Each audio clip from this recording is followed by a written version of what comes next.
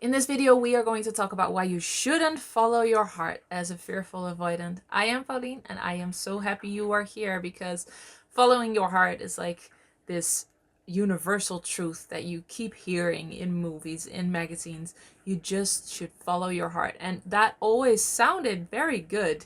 But when I was in the crash state of the fearful avoidant attachment style, I remember that just kind of tripped me up because I I wasn't sure what my heart was, of what following my heart was, and I thought it meant that if I had the most intense feelings with somebody, that would mean that that's love, and I would have to follow that.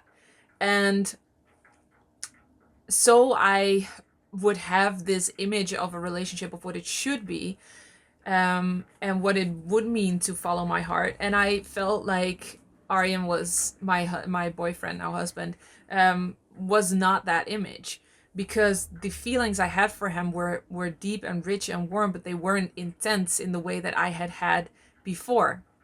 So when I interviewed 100 couples who had been happily married for over 40 years, I learned a lot of real life lived wisdom. And I realized that what they were um, talking about, what the image they were portraying, or the story they were telling about their marriage, I thought, oh, that's what I have with Aryan, with my boyfriend. And that was just so completely different from what I had always learned. So the only reason why you shouldn't follow your heart blindly as a fearful avoidant is because you might not know what your heart is or is telling you. And before you kind of panic and think, what is my heart telling me? What is my intuition telling me? And what if that is telling me that I have to break up and I have to, find somebody else?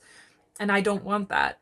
That is, I think, that is what makes it complicated to follow that kind of pull towards anyone that is good for you. So let's kind of unpack this a little bit, because I am not saying that following your heart is a bad idea, and that you should just make your choices rationally. But when you know that you have a history of trauma and there's a lot of fear around relationships and connection, it can definitely help to know rationally what a healthy relationship looks like, and what you can expect and what you can't expect. That doesn't mean that if you really uh, don't like somebody but they're a kind person, that you have to choose them. That is not what this means. So it's not a, oh, just find a good healthy person and then everything will be all right. Of course it's important that you actually like them, that you're interested in them, that you want to spend time with them. But the things the couples were telling me were so much more subtle than what I thought. I thought it had to be love at first sight. I thought I had to be so in love that it hurt whenever he would leave. I thought I would have to know for absolutely sure that he was the one.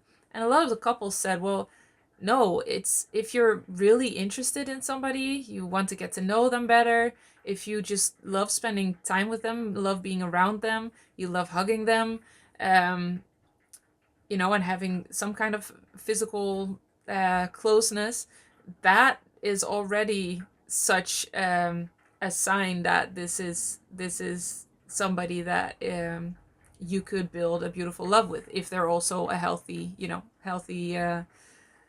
person, partner.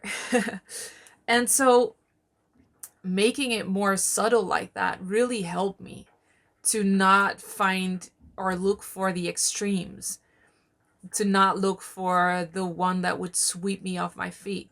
And I know saying these things, the three things I just mentioned, it could be that now your fear brain is starting to obsess. Do I have this? Do I want to be with them?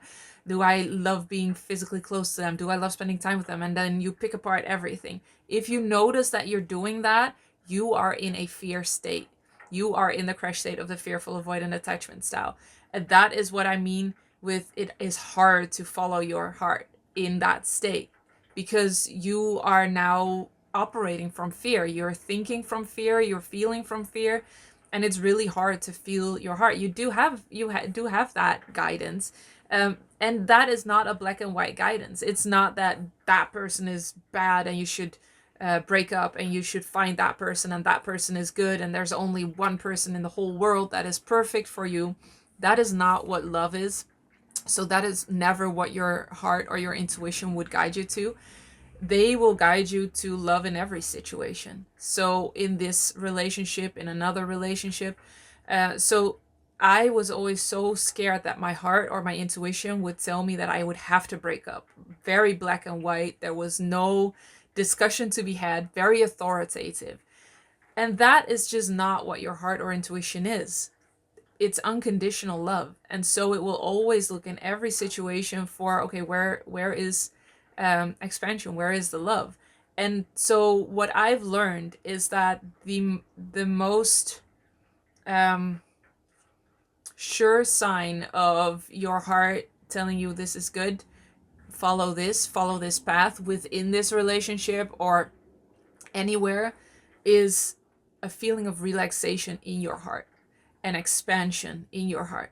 So when you, and that could be a thought also. So it's not that you have to start checking, because that's obviously also something that we might do, which can also be a sign of relationship OCD.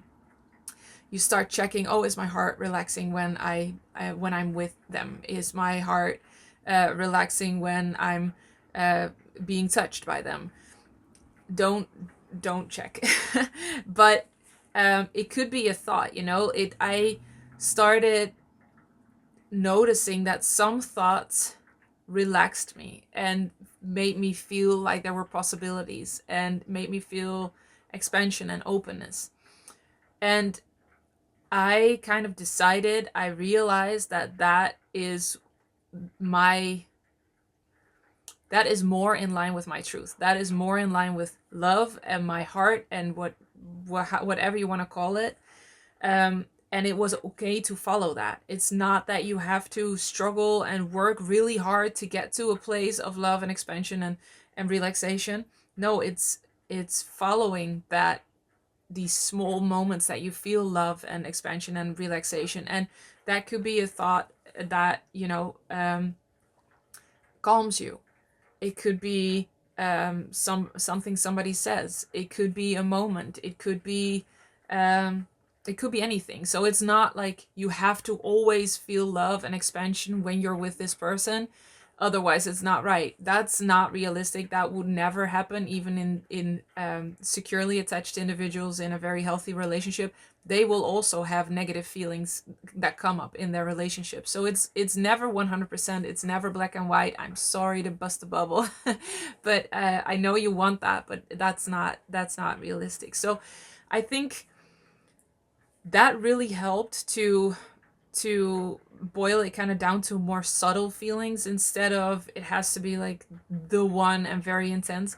And also there were multiple couples who said, okay, when we started dating, I realized that this could get serious, and I knew I was making a choice for the rest of my life. And so I sat down and I just kind of wrote down what my vision was for my life and what my values were, and what I liked about this person. And there really were quite a lot of couples who said they did this. They actually just sat down and not necessarily make a pro and con list, but they did really consciously think, okay, is this the person I want to spend the rest of my life with? Do their values align with mine? Do their vision for the future align with mine?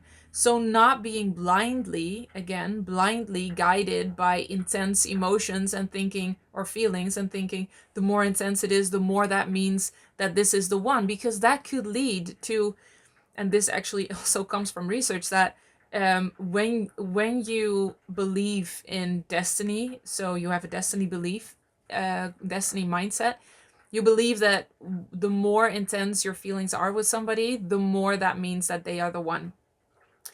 And that causes you to not talk about the really, really, really important things. So there are stories of people who were super duper in love, got married, and then they realized that their partner didn't want children. And they never thought to talk about that because um, they were so in love and they thought this is the one. So they of course will want the same things as I do, and that's not a given. So I love that the couples that I talked to about this, they were very conscious in, okay, I want children. Does my partner want children? Do we have the same vision about how we want to raise our children? Finances, all those things that don't seem romantic, but can definitely break up a relationship down the line if you don't talk about that and you don't see eye to eye. And there was something just so loving in that, and definitely following your heart in that, because you are making a conscious effort to make sure that you have a very solid foundation to build the rest of your relationship on. So these couples were very much aware that a growth mindset, which means that you believe that you grow together and you evolve together and you build a relationship instead of it is perfect already from the start and we will never have any problems, which is a destiny belief. um, they were very aware of that growth mindset, and so they wanted to make sure that they had the most solid foundation they could to build on. And all of them said, of course, I like them too. It wasn't that I was just, taking the best off the street and seeing if we were compatible. I like them too, but I knew it was very important that I made also a very conscious decision, because, several couples said this, there will be times in your marriage where you're struggling and where you're not sure whether you want to continue. Pretty much all couples said this, and that was such an eye opener too. Um, and the couples that had made that conscious decision and had set themselves down said that was the moment that I could fall back to that list. Like, these are the reasons I chose my partner. And I still stand by that. And so I'm going to invest, I'm going to find ways, I'm going to believe that there are possibilities, and I'm going to build this marriage and grow the way my marriage is asking me to grow. So it is really loving to also make a very conscious choice for your partner, along with the this feels good, this feels warm, this feels loving, this feels like expansion. One of the things I remember that really helped me was that I felt like Aryan and I, my now husband, could grow endlessly together. He was just very open. He didn't have a set image of me. It just didn't feel like there were boxes, or there was an end to anything. And it's not that that's like the truth or the universal truth, or predictor for a happy marriage, of course. But I remember that was very important to me, and so I that was on my list for the conscious decision. Like, I love the fact that he is just very unconditional towards me, and I can be whoever I want to be, because I think I already kind of knew that I would grow a lot, and that I would love growing. So that was very important to me, and I still love that about him. So I think the combination of a conscious decision and feeling those loving, kind, warm feelings, that expansion, if you're able, that is enough, and that is always, or that is a good foundation to build a relationship on. So even though the media tends to portray this picture that you have to, be super duper in love, and you have to be swept off your feet, and otherwise, what's the use? That's not the greatest predictor for a long and happy marriage. So it really helps to know what that looks like and what you need for that, and how to build that foundation um, of that marriage. So it's not that you definitely never should follow your heart. It's just make sure that you know what that looks like. Make sure that you know what your fears are, versus what love is, because otherwise we could get distracted in just following the most intense feelings which are not a great predictor for lifelong happiness. And that is all I wish for you. This is also something we talk about in the online program Healed and Happy. You just get such a more clear image of what healthy really is and what love really is, and get yourself to allow that, to really love that, and be nourished and nurtured by that, so that you don't really need those intense feelings and emotions anymore. So you let go of the addiction, really, of those intense emotions and feelings. If you're interested in that, you can check it out in the link in the description below. Um, and other than that, I am so happy you're here as always. Please let me know in the comments whether this was valuable, and whether you have an idea of what it means to follow your heart, and whether you have any questions. I am here, and I will see you in the next one. Healed and Happy is a tailor-made online program where me and my team personally guide you through healing the roots of the fearful avoidant attachment style.